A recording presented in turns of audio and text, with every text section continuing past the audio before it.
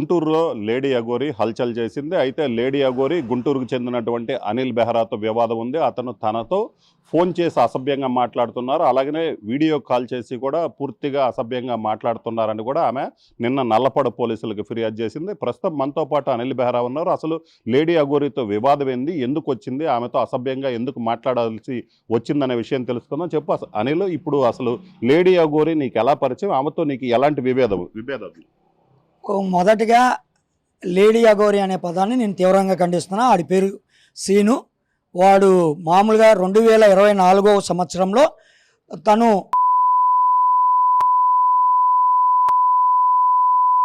కాగా సర్టిఫికేట్లో ఉంది. వాడు ట్రాన్స్జెండర్ కానీ లేకపోతే ఇజ్రా కానీ కాదు. He is not transgender and ఇజ్రా అని ఉంది, అంటే మగవాడు అనేసి అర్థము. వాడికి ఎటువంటి ట్రాన్స్జెండర్కి సంబంధించిన మహిళకి సంబంధించిన ఎఫెక్షన్స్ ఉండవు. ఇది వాస్తవం. దానికి సంబంధించిన సర్టిఫికేట్ నా దగ్గర ఉంది. మరొక విషయం, ఎవరైతే ఈ సీన్ ఉన్నాడో ఆ సీను నాకు అసలు పరిచయం లేడు. ఫస్ట్ వాడిని ఎప్పుడూ చూసింది లేదు. ఇంకా పైగా ఈ సీను అనే అతను అందరూ అతని ట్రాప్లో పడ్డట్టు మేము కూడా పడ్డాం. ఏంటంటే వేములవాడ విషయంలో దర్గా హటావో వేములవాడ బచావో అనేసి అతను ఇచ్చిన పిలుపుకి మేము చాలా ఫిదా అయ్యాం. అయితే ఇది నిజమే అనుకున్నాం. కానీ అతనికి నాకున్న వివాదం ఏమిటి అంటే, నేను అతనికి వీడియో కాల్ చేసింది నిజమే. ఎందుకు చేశాను అంటే, నా మీదకి దాడికి వస్తున్నాడనేసేసి. ఎందుకంటే డాక్టర్ రాజేష్నాథ్ అఘోరి అనే ఆయన మా హిందూ సంఘాలన్నిటికీ కూడా గౌరవ అధ్యక్షులు, జేఏసీకి.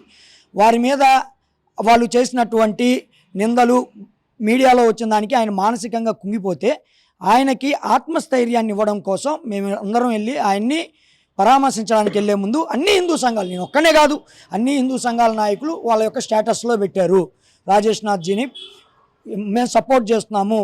మేము కూడా ఇజ్రాని అనుకున్నాం సర్టిఫికేట్ రానంత వరకు. ఇట్లా అంటే వాడు ఒక ఇజ్రా సీను అనేవాడు కాబట్టి హిందూ సమాజం వాడిని నమ్మకండి అనేసి పెట్టాము. ఆయన మానసికంగా దీనికి వెళ్ళాం.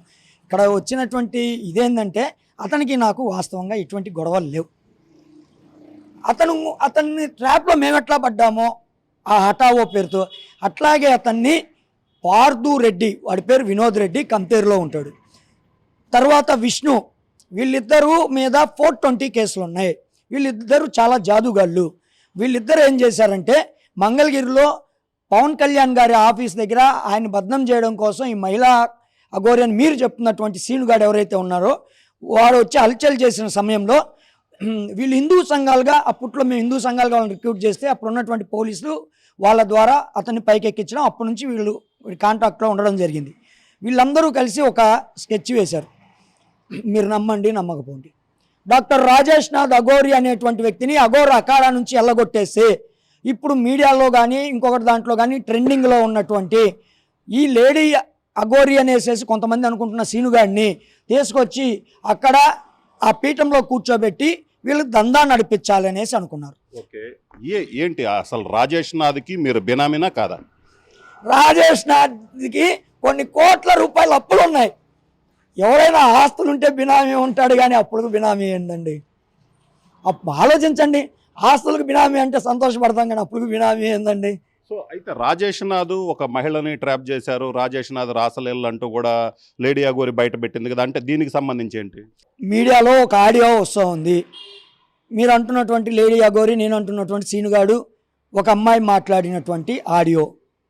వీళ్ళిద్దరూ కలిసి అసాంఘిక కార్యకలాపం గురు నిలయంలో చేస్తుంటే అక్కడ ఉన్నటువంటి రాజేష్నాథ్జీ ప్రత్యక్షంగా పట్టుకున్నారు. విషయం ఏంటంటే, గురు నిలయంలో రాజేష్నాథ్జీ ఒక్క అమావాస్య రోజు వీటప్పుడు కార్యక్రమాలు చేయడానికి మాత్రమే వస్తారు. వీటి రోజుల్లో ఆయన వేరే ఇదిలో ఉంటారు. అక్కడికి వెళ్తాం, అందరం కలుస్తాం. అయితే ఈ రాజేష్నాథ్జీ అఘోరి గారిని ఎల్లగొట్టాలని స్కెచ్ చేసుకొని ప్రణాళికబద్ధంగా ఈ సీన్గాడు అక్కడికి చేరడం, వీళ్ళు చేర్చడం జరిగింది. ఆ టైంలోనే ఈ లేడీ, మాకున్న సమాచారం, ఈ లేడీ ప్లస్ ఈ సీనుగాడు అసభ్యంగా ప్రవర్తిస్తున్న సమయంలో రాజేష్నాథ్జీ కంటపడడం, ఈ సీను ఏదైనా మందలిస్తే మాట్లాడితే గుడ్డలు కూడా తీసుకొని తిరుగుతూ ఉంటాడు, అందరినీ బెదిరిస్తున్నాడు గుడ్డలు కూడా తీసుకొని.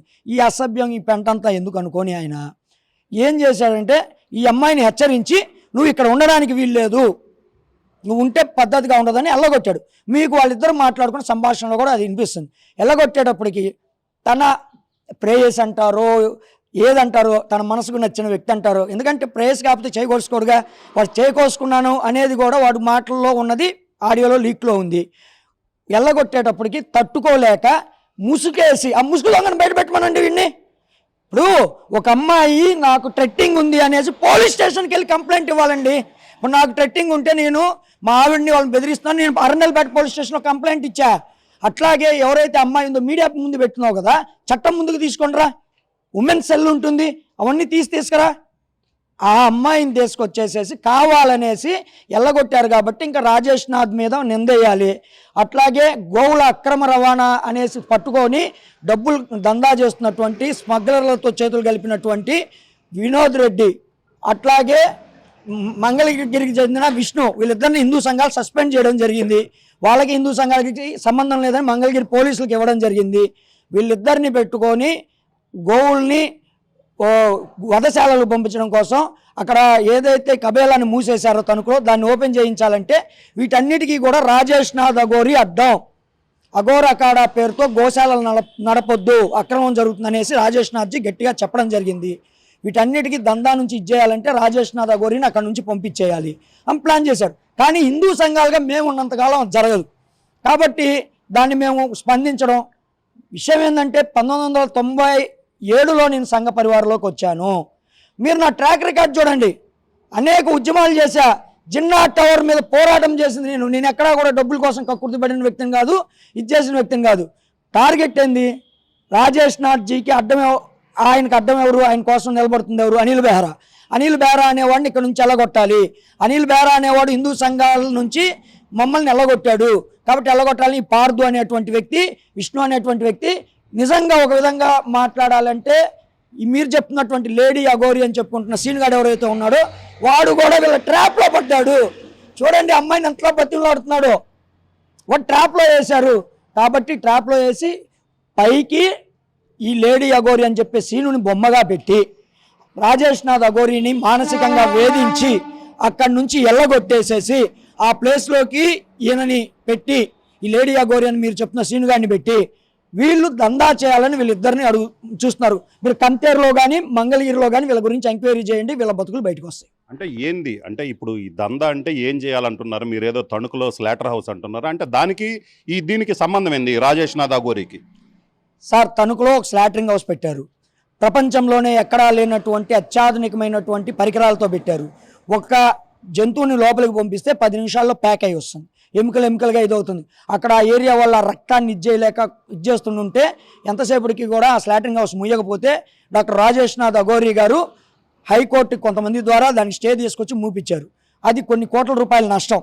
అట్లాగే గోవుల దందా ఏదైతే టోల్గేట్ దగ్గర హిందూ సంఘాలుగా మేము పర్మిషన్ లేకుండా వెళ్తున్నటువంటి గోవులు ప్రతి రోజు కూడా కొన్ని వందల గోవులు, గో సంతతి, ఎద్దులు కావచ్చు, ఆవులు కావచ్చు, దూడలు కావచ్చు, ఇవి అక్రమ రవాణా జరుగుతున్నాయి. దాన్ని పట్టుకుంటూ వస్తున్నాం.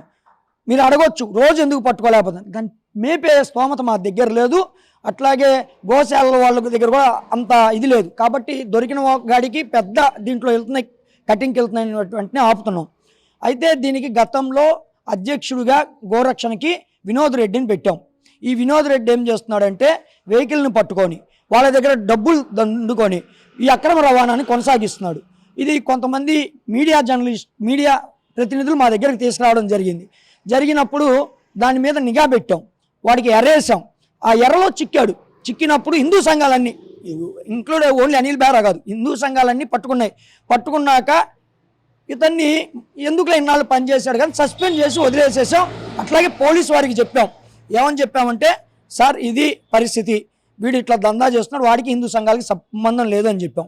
అటే టైంలో వాళ్ళ ఆలోచన మీరు అడగొచ్చు ఈ గోవులకి దీనికి అంది. ఈ గోవులన్నింటినీ మేము తీసుకెళ్ళి పెట్టిన తర్వాత ఈ కోర్టుకు వెళ్తుంది కేసు. కోర్టుకు కేసు వెళ్ళిన తర్వాత ఏం జరుగుతుందంటే గోవులని మళ్ళీ ఇవ్వాలి అంటే కోర్టు నుంచి వీళ్ళు ఆర్డర్ తెచ్చుకోవాలి. కోర్టు నుంచి వీళ్ళు ఆర్డర్ తెచ్చుకోవాలి అంటే ఒక్కొక్క జంతువుకి రోజుకి 300 రూపాయలు మెయింటెనెన్స్ ఛార్జ్ ఇవ్వాలనేసి కోర్టు చెప్తా ఉంది. కాబట్టి అది తీసుకెళ్లేవాడు మెయింటెనెన్స్ ఛార్జ్ ఖచ్చితంగా కట్టాలి. ఈ కట్టలేక ఈ అక్రమ రవాణా దందా చేస్తున్నటువంటి వాళ్ళు వదిలేస్తూ ఉన్నారు. అయితే వీళ్ళు అఘోర అఖాడా పేరుతో గోశాల అనేది ఒకటి పెట్టుకొని ఈ గోవులను అటు తరలించి ఎటు వాళ్ళు రారు కాబట్టి 1 నెల 2 నెలలు చూసి కొన్ని వందల గోవులు వెళ్తున్నాయి. వీటన్నిటిని కూడా స్లాటరింగ్ హౌస్కి పంపించాలని ఒక పెద్ద ప్రణాళిక వేశారు. దాన్ని మేము భగ్నం చేసాం. ఆ బద్నం చేశామనేటువంటి దీంతో మా మీద అక్కస్సు పెట్టుకున్నారు. ఆ మహిళా అఘోరి అని చెప్పే సీను గారిని మా మీదకి రెచ్చగొట్టారు. దాంట్లో పాపం ఆ సీను అనేవాడు పాము అయ్యాడు. కాకపోతే ఏంటంటే పాపం పండుతుంది. ఆ పాపం పండడం కోసమే ఈరోజు హిందూ సంఘాల జోలికి వచ్చారు వీళ్ళు. నేను చెప్తున్నా, ఈరోజు అనిల్ అనేవాడు వ్యక్తి కాదు. నేను హిందూ సంఘాల్లో పనిచేస్తున్నా. నా వెనకాల ఖచ్చితంగా హిందూ సంఘాల నాయకులు ఉన్నారు కూడా. ఇప్పటికి కూడా నాకు ఫోన్లు వస్తున్నాయి. ఎక్కడ మేము భయపడం. నేను చెప్తున్నా వాస్తవే. నేను వీడియో కాల్ చేశా. మీరు చెప్తున్నారు 4 రోజుల నుంచి నేను అసభ్యంగా వీడియో కాల్ చేశాను. నేను చేసింది ఒక్కరోజే. ఎందుకంటే నా ఇంటి మీదకి వస్తున్నాను అనేసి రవి అనేటువంటి నా అనుచరుడికి ఎవరైతే విష్ణు అనే అతను ఫోన్ చేసి అనిల్ అన్నోళ్ళు ఇంటికి వస్తున్నారు కాబట్టి కొద్దిగా జాగ్రత్తగా ఉండమనండి అని చెప్తే నిజమే అనుకొని ఎక్కడుంది ఏందని కనుక్కోవడానికి చేసా. ఇదిగోండి దీని ప్రూఫ్స్. వాడికి నేను ఫోన్ చేసిన ప్రూఫ్స్ నేను బయట పెడతా. ఎన్నిసార్లు కాల్ చేశానో చూడండి. వాడికి నేను కాల్ చేశాను అంటున్నారు. ఎప్పుడు చేశాను? నేను ఒక్క రోజులో మాత్రమే చేశా. అది వరకు నాకు వాడికి ఏం సంబంధం. వాడే లైవ్ ట్రాక్ పెట్టాడు నాకు. చూడండి నేను వాయిస్ కాల్ చేశా. వాయిస్ కాల్ చేసి లైవ్ ట్రాక్ పెట్టింది అతనే. ఇది వస్తుంది నా డేటా చూసుకోండి. ఏ రోజు కూడా ఉంది. అప్పటి నుంచి అతనికి నాకు ఎటువంటి సంబంధం లేదు. 4 రోజుల నుంచి వేధిస్తున్నాడు, 5 రోజుల నుంచి వేధిస్తున్నాడు. సిగ్గుండాలి. నిజం మాట్లాడుకుందాం. ఓపెన్ డిబేట్కి రా. వాడు ఇంకొక మాట మాట్లాడుతున్నాడు. నా అమ్మ దగ్గరికి, నా తల్లి దగ్గరికి. నేను చెప్పింది ఏంటి అంటే, అరే తమ్ముడు సీను, నువ్వు మా ఇళ్లలో ఆడవాళ్ళ దగ్గరికి గొడవ చేస్తానంటున్నావు. ఆడవాళ్ళు ఉన్నారు. ఆ రోజు మేము పోస్టర్లు, శ్రీరామనవమి శోభాయాత్ర పోస్టర్లు అంటించడానికి నా కార్యకర్తలు 80 మంది వచ్చారు. ఇదిగో 80 మంది ఉన్నారు. వీడియో కాల్ చూపించా. 80 మంది ఉన్నారు. ఇక్కడ 80 మంది మేము కూడా, నీకు అమ్మ ఉంది, అక్క ఉంది, చెల్లెలు ఉంది, సోదరులు ఉన్నారు. నీ ఇంటి దగ్గరికి మేము కూడా వెళ్తే వాళ్ళు ఎట్లా ఫీల్ అవుతారు? అరే సాటి మహిళలే కదా వాళ్ళందరూ. హిందూ సమాజంలో మహిళలకు గౌరవం ఉంది. గుడ్డలు ఎవడో తీసుకొని మహిళల ముందుకెళ్ళి ఇంత రప్స చేస్తావురా తమ్ముడు, ఇది నువ్వు చాలా తప్పు చేస్తున్నావు అని అది మీతో ఇట్లా చెప్తున్నాను. కానీ మీడియాలో మాట్లాడకూడదు కాబట్టి, సెన్సార్ ఉంటుంది కాబట్టి మాట్లాడాల. తిట్టా. ఎందుకంటే అతను రెచ్చగొట్టాడు నన్ను. వాడు ఒక లింకు పెట్టాడు. ఈరోజు అడుగుతున్నా, మీ ముఖంగా అడుగుతున్నాను, తమ్ముడు సీను, నువ్వు ముందు నాకు ఒక లింకు పెట్టావు. ఆ లింకు నువ్వు ఎందుకు డిలీట్ చేసావు? ఆ లింకు నా దగ్గర లింక్ ఉంది, అది ఓపెన్ అవ్వట్లా. ఎందుకు డిలీట్ చేసావు? నువ్వేమన్నావు? నువ్వు ఒక అయ్యకు పుడితే నేను గుంటూరు వస్తున్నా, నువ్వు ఒక అయ్యకు పుడితే అక్కడ ఉండరా అన్నావు. నేను అదే విధంగా సమాధానం చెప్పా. అరే నువ్వు ఒక అయ్యకు పుడితే డాష్ అంటే సెన్సార్ ఉంది, అయ్యకు పుడితే రా, నేనున్నాను, సిద్ధంగా ఉన్నాను, రారా అన్నావు. వివాదం లేపింది నువ్వు. గుంటూరు వస్తానని చెప్పింది నువ్వు. ఆ లింకు నా దగ్గర ఉంది. నువ్వు ఎందుకు దాన్ని డిలీట్ చేసావు అని అడుగుతున్నా.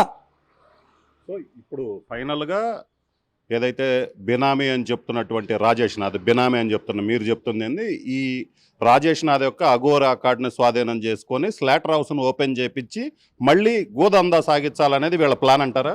ఖచ్చితంగా అండి. వీళ్ళు గోదందా విపరీతమైన డబ్బులు సంపాదిస్తున్నారు. గోమాతని, తల్లి లాంటి గోమాతను అమ్ముతున్నారు. స్లాటరింగ్ దీనికి పంపిస్తున్నారు. ఇంకా పైగా మేము ప్రశ్నిస్తే వీళ్ళు ఏమంటున్నారంటే, మరి గోవుల్ని ఆపొచ్చు కదా, కొన్నిటిని ఆపుతున్నారు, అన్నిటిని ఎందుకు ఆపలేకపోతున్నారు వీళ్ళంటే, సార్ అది అన్నిటిని ఆపడం అనేది, వాటిని మేపడం అనేది ఈరోజు మా దగ్గర అంత శక్తి లేదు. మా శక్తికి మించిన పని, మా దగ్గర కార్యకర్తలకి మించిన పని. అప్పటికీ మేము ఎన్ని కష్టాలు పడుతున్నాం పోలీసులకు తెలుసు.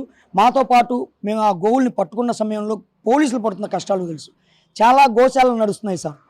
మేము మీ ద్వారా విన్నవిస్తున్నాం, వాళ్ళకి మా బాధను విన్నవిస్తున్నాం. అది పాలిచ్చే గోవుల్నే మేము పెట్టుకుంటాం అంటున్నారు. అనేక గోశాలలో పెట్టుకుంటాం అంటున్నారు. ఇవి ఒట్టిపోయిన గోవులు సార్. అవి చాలా కాలం తల్లిలా పాలిచ్చి ఈరోజు పాలు ఇవ్వకుండా ఒట్టిపోయిన వాటిని స్లాటరింగ్ హౌస్కి పంపిస్తున్నారు సార్. ఒట్టిపోయిన వాటిని సార్ ఎద్దుల్ని స్లాటరింగ్ హౌస్కి పంపిస్తున్నారు. పెద్ద పెద్ద ఎద్దుల్ని, మొన్న 82 ఎద్దుల్ని పట్టుకున్నాం. వీటన్నిటిని పెట్టాలంటే పోషించే శక్తి హిందూ సమాజం దగ్గర ప్రస్తుతం లేదు సార్. ఆ శక్తి లేక మేము వాస్తవంగా ఈరోజు బాధతో చెప్తున్నాం, మేము చేతగాని వాళ్ళలాగే చెప్తున్నాం. ఏంటంటే మా బాధ నిజంగా మా ముందే మాకు తెలిసే గోవులు వెళ్తున్నాయి, కానీ దాన్ని పట్టుకుంటే ఎక్కడ పెట్టాలో తెలియక చివాట్లు తింటూ మా ముందు చచ్చిపోతున్నాయి సార్. వాటిని ఎక్కడ పెట్టలేక ఎండలో. పోలీసులు తప్పు నేను అనట్లేదు సార్, ఎందుకంటే పోలీసులు చాలా కష్టపడుతున్నారు పెట్టడానికి. గోశాలలు గవర్నమెంట్ నడుపుతున్న గోశాలలో కూడా గోవుల్ని పెట్టుకోవట్లేదు సార్. మేము పెడితే మరి మేమేం చేయాలి, ఎక్కడ పెట్టాలి అనే ఉద్దేశంతో చేతగానే వాళ్ళకి చేతులు కట్టుకొని కూర్చుంటున్నాం తప్పితే ఆపే ధైర్యం లేక కాదు, దమ్ము లేక కాదు. ఎక్కడ పెట్టాలో తెలియక దాన్ని వీళ్ళు ప్రశ్నిస్తున్నారు, ఎందుకు ఆపట్లేదని. నేను చెప్తున్నా, అదే చెప్తున్నా. వీళ్ళు దందా చేసి డబ్బులు సంపాదించాలి, వీళ్ళకి పని పాట ఏం లేదు సార్. ఈరోజు అడుగుతున్నాను, ఎవరైతే ఈ రాజేష్ నాథ్జీ మీద ఇది నిందేసిన అమ్మాయికి ఎక్కడి నుంచి డబ్బులు వస్తున్నాయి, అట్లాగే మీరు చెప్తున్న మహిళా అఘోరి అనేటువంటి వాడికి ఇంత లగ్జరీగా బతకడానికి కారులో ఇదంతా తిరగడానికి డబ్బులు ఎక్కడి నుంచి వస్తున్నాయి, ఒక్కసారి దీని మీద ఎంక్వైరీ చేయండి. వీడికి ఫండింగ్ ఎవరిస్తున్నారు ఇంత తిరగడానికి? దీని వెనకాల చాలా పెద్ద కుట్ర ఉంది. హిందూ లీడర్స్ కొంతమంది హిందూ యువకులు అనుకుంటున్నారు వేములవాడ దర్గా అనేది పేరుకు మాత్రమే, హిందూ యువకులను రెచ్చగొట్టడానికి, హిందుత్వాన్ని నాశనం చేయడానికి, హిందూ లీడర్లను నాశనం చేయడానికి ఇది వెనకాల ఒక విదేశీ సంస్థ పనిచేస్తుంది. ఇది నిజం. ఈరోజు వీడి వల్ల హిందూ సమాజంలో పనిచేసే వాళ్ళు డేటా చాలా వరకు వాడి దగ్గర ఉంది, చాలా ప్రాణాలకు ముప్పు ఉంది. దయచేసి పోలీసు వారికి విన్నవిస్తున్నాను, వీడికి అంత సీన్ లేదు. ఏదో రాజకీయ నాయకులు ఉన్నారు, హిందూ సంఘాలు వస్తాయి అనుకుంటున్నారు, వీడికి అసలు హిందూ సంఘాలకు సంబంధం లేదు. అది పోలీసులను తిట్టినా మీరు ఎట్లా ఊరుకుంటున్నారు సార్? మేము ఏదైనా అంటే టక్కని కేసులు కడుతున్నారు. పోలీసుల్ని డాష్ కొడకల్లారా ఆ కొడకల్లారని ఇష్టం వచ్చినట్టు మాట్లాడుతున్నాడు. అరే మొన్న మీడియా మిత్రుడిని మంగళగిరిలో కాలు ఎరగొడితే పాపం ఆయన ఆర్థిక పరిస్థితి చాలా ఘోరంగా ఉంది. దయచేసి వీడు యాంటీ సోషల్ ఎలిమెంట్ వీడు సీను అనేవాడు. దయచేసి వీడి యొక్క బెదిరింపుల నుండి దీని నుంచి వీడు రెచ్చగొట్టే విధానం నుంచి తప్పించండి. వీడి న్యూసెన్స్ని ఇక్కడితో ఆపండి. దయచేసి మీకు 2 రాష్ట్రాల ముఖ్యమంత్రులకి మేము విన్నవిస్తున్నాం. సో ఇది పరిస్థితి. మొత్తం మీద అయితే రాజేష్ నాథ్ అనే ఎవరైతే ఉన్నారో ఆయన బినామీగా లేడీ అఘోరి ఆరోపిస్తుందో అదైతే అవాస్తవం. రాజేష్ నాథ్కి భారీ స్థాయిలో అప్పులున్న ఎవరైనా ఆస్తులుంటే బినామీలుగా ఉంటారు కానీ అప్పులకి బినామీగా ఉంటారా అని చెప్తున్నటువంటి పరిస్థితి ఉంది. దీంతో పాటు ఏదైతే అఘోరి అకార్డును స్వాధీనం చేసుకొని రాజేష్ నాథ్ని అక్కడి నుంచి పంపించేసి గోవులని ఏదైతే స్లాటరింగ్ హౌస్లు ఉన్నాయో స్లాటరింగ్ హౌస్లకి అండగా నిలబడాలి, గోవుల ద్వారా భారీ స్థాయిలో డబ్బులు సంపాదించాలనే లేడీ అఘోరి ప్లాన్ చేస్తున్నారు. లేడీ అఘోరి వెనక మరో 2 ఉన్నారు. వీళ్లతో పాటు ఏదైతే హిందూ సమాజానికి సంబంధించి ఇతను చేస్తున్నటువంటి వ్యాఖ్యలు అనేవి కరెక్ట్ కావు. అలాగనే లేడీ అఘోరి మీకు ఎక్కడి నుంచి డబ్బులు వస్తున్నాయనే దాని మీద పూర్తి స్థాయిలో నిఘా పెట్టినట్టయితే వాస్తవాలు బయటకు వచ్చే అవకాశం ఉందని అనిల్ బెహ్రా చెప్తున్నారు. కెమెరామెన్ సిద్ధుతో రామారావు టీవీ గుంటూరు జిల్లా. మరిన్ని వీడియోస్ కోసం ఛానల్ ని సబ్స్క్రైబ్ చేయండి. లేటెస్ట్ అప్డేట్స్ కోసం వాట్సాప్ ఛానల్ ని ఫాలో అవ్వండి. ఆ లింక్ డిస్క్రిప్షన్ లో ఉంది.